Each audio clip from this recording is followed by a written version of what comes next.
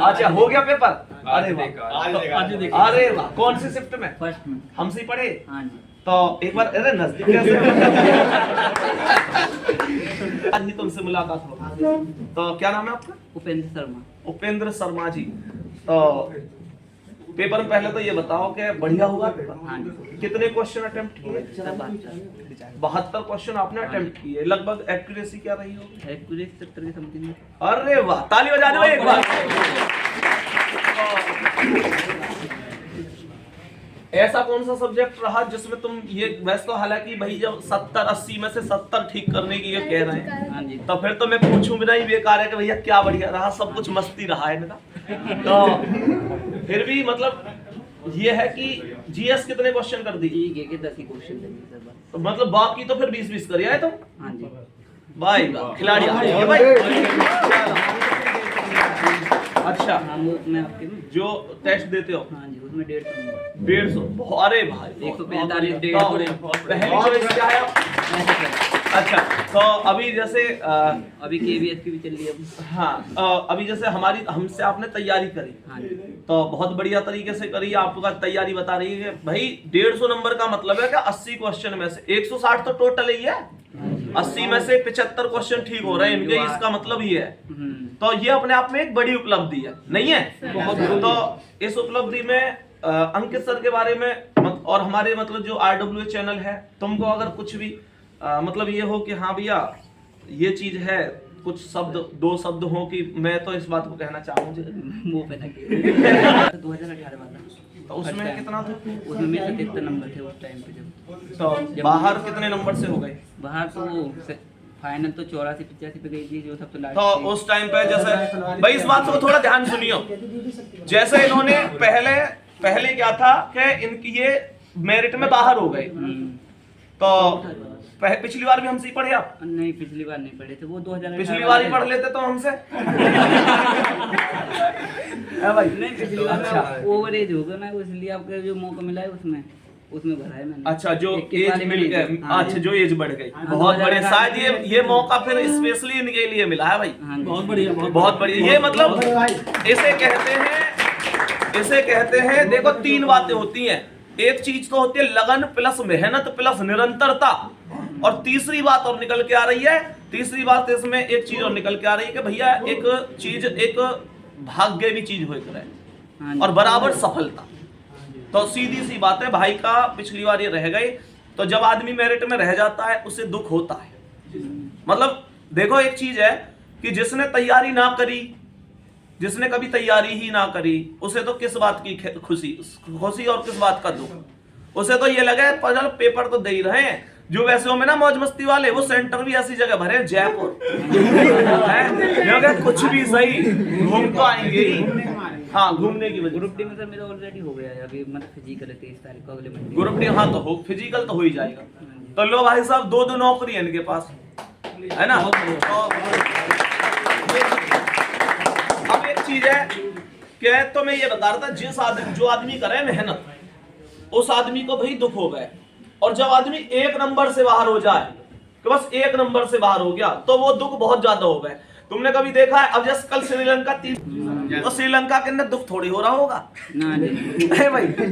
दुख जब हो गए जब 1-2 रन से हारे, क्यों भैया? ये वास्तविकता है। बाकी जो भाई ने मेहनत करी है, बस यही चीज है कि लगातार वो मेहनत सभी लोग करते रहो। और मैं तो बार बार क्लास में भी एक बात बोलूं कि भुलाकर अपने सपनों को जिया तो क्या जिया, अगर है दम तो उन्हें पूरा करके दिखा, और लिख दे अपनी मेहनत से एक ऐसी कहानी, और बोल उस किस्मत को अब दम है तो मिटा के दिखा। समझो मैंने ये लाइन क्यों जोड़ी, क्योंकि भाई के जो नंबर है ना, जैसे भाई ने बताई कि जी 80 में से 70 तो बिल्कुल ठीक है, तो पता है ये स्कोर कितना है? नेगेटिव मार्किंग होते हैं। ये स्कोर इतना है कि अगर जो क्रिकेट देखते होंगे ना, पता होगी कि ये वो वाला 6 है जो बीच पब्लिक में जाके गिरा है, थर्ड एम्पायर से पूछने की जरूरत ही ना है। मतलब इनके नंबर इतने कि इन्हें जिस दिन मेरिट लगेगी, मेरिट देखने की ये जरूरत ना पड़ेगी कि भैया मेरा सिलेक्शन हुआ या ना, ये मेरिट तो देखेंगे बस, पर ये देखेंगे कि CISF मिली, SSF मिली, NIA मिली, BSF मिली, क्या मिली, पर ये तो गुंजाइश ही ना छोड़ी इनने का सिलेक्शन ना हो। आ रही है बात समझ में? Yes sir. तो ये चीज वास्तविकता है कि लोगों को मेहनत जो करनी है वो इतनी जबरदस्त करो कि गुंजाइश ही ना रहे।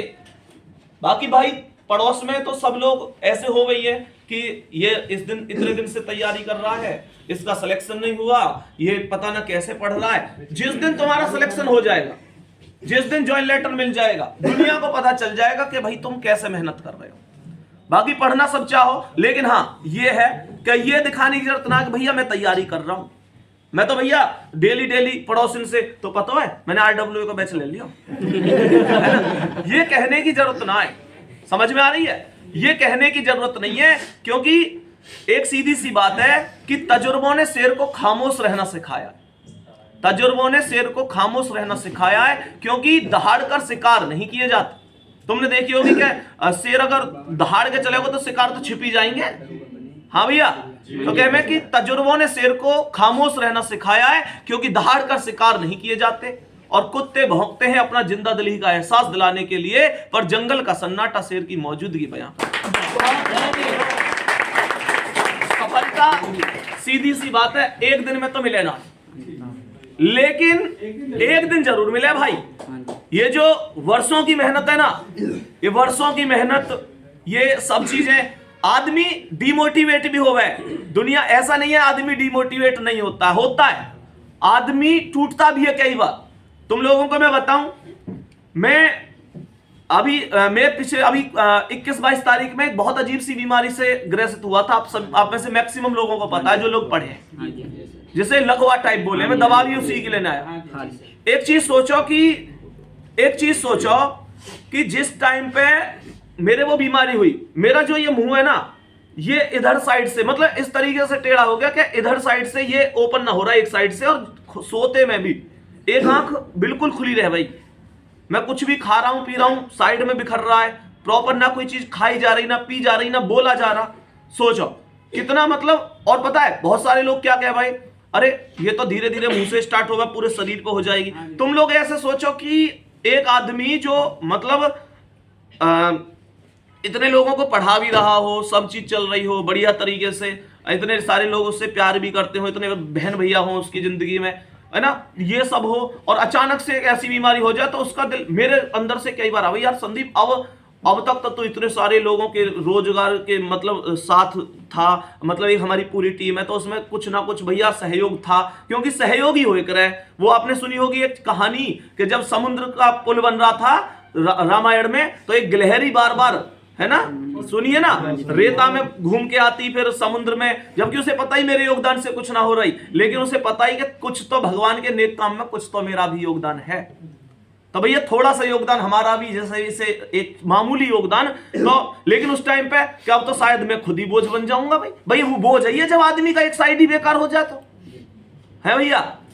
तब मुझे खूब अच्छी तरीके से पता है कि बहुत टाइम पे, लेकिन एक चीज हो रहा है, जब तुम कभी थक गए हो, जब कभी तुम टूट गए हो, जब तुम्हें ऐसा लग दुनिया में दूर दूर तक अंधेरा नजर आ रहा हो, ऐसा लग रही हो अब मेरी जिंदगी में कोई मेरा है ही नहीं, ऐसे लगे कई बार कि यार सब लोग मेरे खिलाफ ही हैं, जो भी कहवे वो यूं ही कहवे, तू कुछ कर ही ना सके, तू कुछ पढ़ ही ना सके, तू जिंदगी में कुछ ना कर सके, तू इस धरती पे बोझ है, ये वो है। और ऐसे में जब एक आदमी हमें आके पहचाने और हमारी पीठ पे, तुमने एक चीज देखी होगी कि कई बार हमारी पीठ है जब कोई थपथपा के होगा, बेटा तू ये कर सकता है, तो हमारे हौसले बुलंद हो जाए, हाँ या ना? फिर हम पूरी दुनिया से लड़ पावे केवल एक आदमी की वजह से। बस वो चीज है कि ये वास्तविकता है कि जब हमारे पीछे, भाई मुझे तो इतनी पता है कि मेरे जितने भी बहन भाई हैं जुड़े हुए हैं, तुम सब हो, तुम लोगों ने जितना प्यार दिया, डॉक्टर ताज्जुब कर रहा, डॉक्टर ये कह रहा जी 15 दिन में तुम इस बीमारी से ठीक कैसे गए। मैंने कहा 60 लाख बालकन की ताकत है, उन सबका प्यार, मतलब दवा एक साइड और दुआ एक साइड, हाँ या ना? और बाकी भैया अंकित सर फोन पर यूं कह रहे, तू मेरा शेर है, तू तो बहुत जल्दी ठीक है आवे होगा, ये ऐसे लगे ये खुराक और फालतू मिल गई, है ना? तो ये वास्तविकता है, ये होता है कि नहीं? जिस घर के मुखिया हमेशा साथ हो में ना, और हमेशा मजबूती प्रदान करें, अंदर से उत्साह बढ़ावें। तब मन से एक ही आवाज आवे कि गिरकर उठना, उठकर चलना, यह क्रम है संसार का। कर्मवीर को फर्क ना पड़ता किसी जीत या हार का, जो भी होता है घटनाक्रम रचता स्वयं विधाता है। आज मिले जो दंड वही कल पुरस्कार बन जाता है।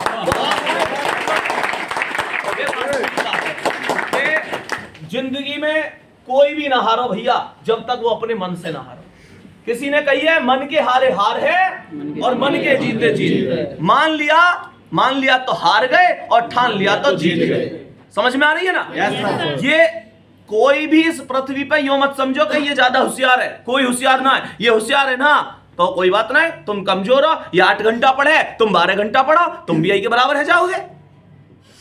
हाँ, अगर तुमने यही मान ली कि ना भगवान ने वो बुद्धि ना दई, तो एक अलग चीज है, फिर तो दई ना है, ये वास्तविकता। हाँ या ना? अरे जब तुमने मान ली कि बुद्धि ना दई, तो बुद्धि ना दई, क्योंकि ये वास्तविकता हो गए। कि मैं बताऊं कैसे, देखो जैसे ये भाई है, ये भाई जैसे मान के चलो कि अभी क्या नाम है तुम्हारा, ये यहीं के ही है, मान के चलो कि ये मेरे साथ आ रहे होते, अभी तो ये मेरे साथ ना, ये तुम्हारे ही यहाँ के, ये एक उदाहरण दे रहा हूं।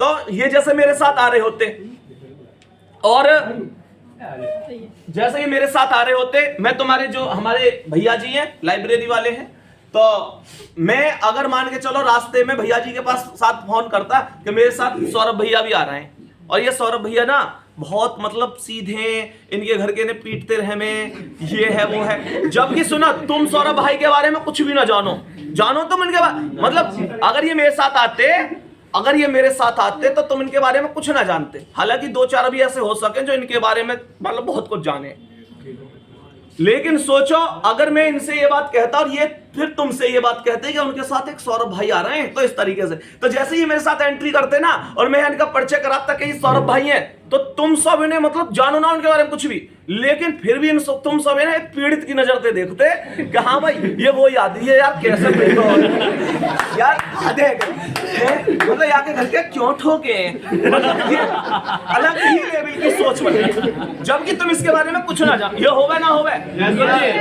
और वही मान के चलो मैं ये कहता सौरभ भाई ऐसे हैं, इनके सामने कोई बालक हंस मत जाइए, और यो कहती अपने बालकन कोई हंस मत जाइए, बहुत अनुशासन वाले व्यक्ति हैं, और सुनो ये बहुत ही ऐसे हैं वैसे हैं, और ये है वो है, मतलब जो हुई वो भी और जो ना हुई वो भी। तो भाई साहब अगर थोड़ा बहुत कोई हंस भी रहा होता और मैं तुरंत कह देता सौरभ जी हैं, तो सौरभ जी खड़े हैं, तो ये होता है। यानी ये मानसिकता होती है, जैसे ढल जाए ऐसे ही ढल जाए। हाँ या ना? ये वास्तविकता है। और कुल मिला के चीजें यही है कि भाई लगातार मेहनत करो, लगातार मेहनत ही विकल्प है, सफलता का कोई भी शॉर्टकट नहीं है, कोई भी शॉर्टकट ना है, ये बात तुम भी जानो। ऐसा तो ना है कि ना भैया हमें तो मतलब कुछ दिन ही पढ़ने से ही सफलता मिल जाए, क्या ये संभव है? नहीं, ये वास्तविकता है।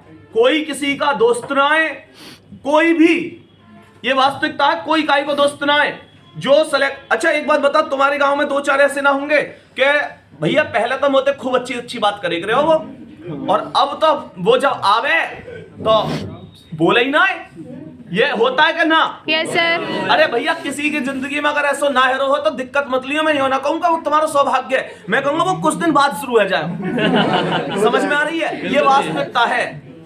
और ये ऐसे समझो कुछ कि 2 दोस्त एक बार जंगल में जा रहे, तो जैसे लोग मुझसे तुम लोग बहुत से क्या हो भैया कितने नंबर लिया में, या हमारे पास फोन वोन करते रहो, हमारी कटौबट पूछते रहो भैया कितने नंबर लिया में जो हमारा सिलेक्शन हो जाए। भैया मैं कहता हूं ये 33-34 नंबर का टारगेट ना है। ये नहीं है कि भाई तुम लोग 33-34 नंबर ले आओ, 33% ले आओ तो 10वीं 12वीं के पेपर थोड़े ही है। ये तो ऐसा समझो कि मैं तुम्हें बता रहा था कि 2 दोस्त जंगल में जा रहे, अब आगे से शेर आ गया, तो जो पहले वाला दोस्त था, मतलब एक दोस्त अपने जूते के फीते टाइट करने लग गया, तो दूसरे दोस्त बोला क्या अरे भैया अब क्यों टाइट कर रहा है, शेर से तेज तो हम फिर भी ना भाग सके। तो उसने जवाब दिया शेर से तेज कौन है, भागना हो तो तुझसे तेज भागना। तो शेर आएगा तुझे पकड़ेगा, मैं बच जाऊं, शेर एक ही तो चाहिए।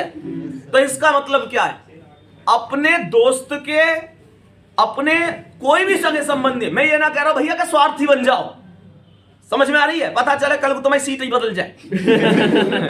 मैं कहना चाह रहा हूं कि भैया इस जिंदगी में ये टारगेट बनाओ कि पहले खुद सफल है जाओ। बात आ रही समझ में? ये ना है कि ना जी, मैं एक बात बता दूं, बहुत सारे दोस्त ऐसे हैं कि वो कब पढ़ ले पता ना चले, और कुछ तो ऐसे हो में कि ना तो पढ़े ना पढ़न दें, और कुछ ऐसे हो में खुद पढ़ ले पर दूसरे ना पढ़न दें। बात आ रही समझ में? अंतर महसूस करो। अब बाकी ये मत कहे मेरे दोस्त को ऐसा कह दई। समझ में आ रही है? या ऐसा तो ना कि अभी तुरंत मेरे जाने के बाद फोन करवाएंगे, फोन करके कहते हो कहेंगे देख आज संदीप भैया आए और कर गए मेरी और तेरी लड़ाई। भैया ऐसा कोई हो तो फिर बता दियो, कोई भी तो नहीं है ना। कुल मिला के ये है, हो तो भी कोई दिक्कत नहीं है। हम एक ऐसे परिवार से हैं सभी लोग, मतलब हम सभी लोग एक ऐसे परिवार से हैं जहां हमें नौकरी की, सफलता की, कामयाब होने की बहुत आवश्यकता है।